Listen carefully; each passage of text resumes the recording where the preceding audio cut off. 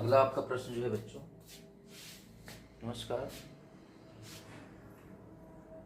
ये पीएच मान से संबंधित है। कभी कभी पीएच मान भी पूछ लेता है आपका, ठीक है, आपसे पूछता है पेपरों में कभी एमसीक्यू के रूप में कि पीएच मान क्या होता है, हैं? किस पदार्थ का पीएच मान अम्लीय, कौन सा पदार्थ है, कौन सा क्षारीय है, तो ठीक पीएच मान के आधार पर इसको हम समझ सकते हैं। जैसे मान लिया पीएच मान होता क्या है, पीएच स्केल क्या होता है, तो पीएच मान जो है किसी भी जलीय घोल की अम्लीयता या क्षारीयता को मापने का पैमाना है। पीएच मान क्या है?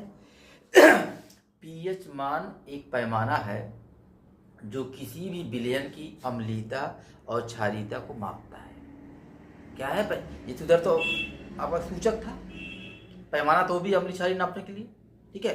पैमाना क्या था, बने के मतलब ये प्रदर्शित करने के लिए कौन सा अम्ल कौन सा है, लेकिन ये पैमाना है, ये मापता है। मैंने कोई विलयन अम्लीय है या क्षारीय है,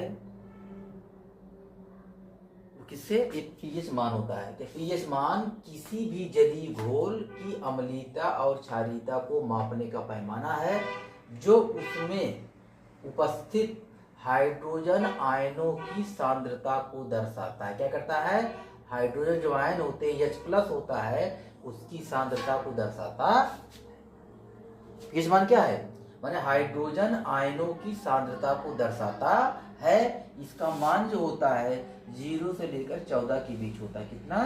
0 से लेकर के 14 के बीच होता है।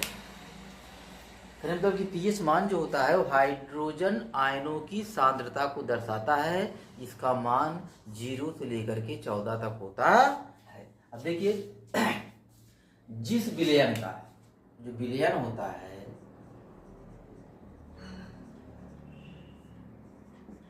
जिस विलयन का पीएच मान 7 से कम पीएच मान होता है, क्या होता है?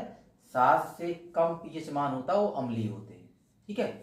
जो अम्लीय विलयन होते हैं उनका पीएच मान 7 से कम होता है, और जिस विलयन का पीएच मान क्या है 7 होता है, उसे कहते हैं उदासीन। जैसे हमारा जो शुद्ध जल है या नमक का घोल है, ये किसका पीएच मान कितना होता है? 7, अर्थात ये उदासीन होता है।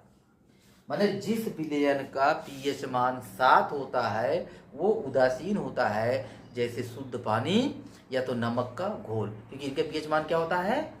7 होता है। अब जिस विलयन का 7 से अधिक पीएच मान होता है वो क्षारीय होता है। क्या होता है?